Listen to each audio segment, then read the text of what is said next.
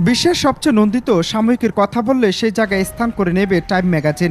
অথচ সেই time magazine ঘিরে রয়েছে রহস্যময় এক অভিশাপ। বলা হয় মার্কিন সামরিক রিকভারি স্টোরিতে ঠাঁই করে নিলেই শুরু হয় অধঃপতন।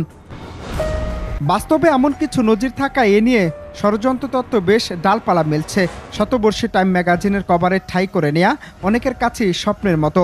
কেননা বিখ্যাত সামরিক কভারে স্থান পেলে সেলিব্রিটির মর্যাদা পাওয়ার পাশাপাশি অনেকের দৃষ্টি কাড়া সম্ভব। এর অন্যতম কারণ হচ্ছে এটি বিশ্বের সবচেয়ে সুনামধন্য ও সবচেয়ে বহুল পঠিত ম্যাগাজিনগুলোর একটি। কিন্তু এই ম্যাগাজিনের কভারে আসার পর পুড়েছে অনেকের কপাল। টাইম ম্যাগাজিনের কভারে বহুবার জায়গা করে নিয়েছিলেন অ্যাপলের সহ প্রতিষ্ঠাতা স্টিভ জবস।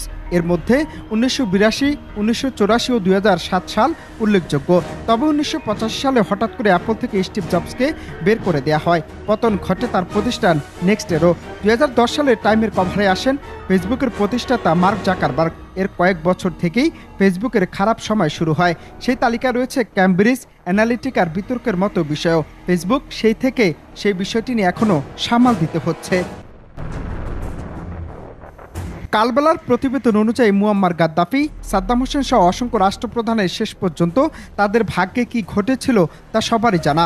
বাংলাদেশের সাবেক প্রধানমন্ত্রী খালেদা জিয়াও টাইম ম্যাগাজিনের কভারে এসেছিলেন 2006 সালে। সেখান থেকে খালেদা জিয়া আজ অব্দি ক্ষমতায় আসতে পারেননি। 2023 সালে হার্ট পাওয়ার শিরোনামে শেখ হাসিনাও টাইম ম্যাগাজিনের কভারে এসেছিলেন।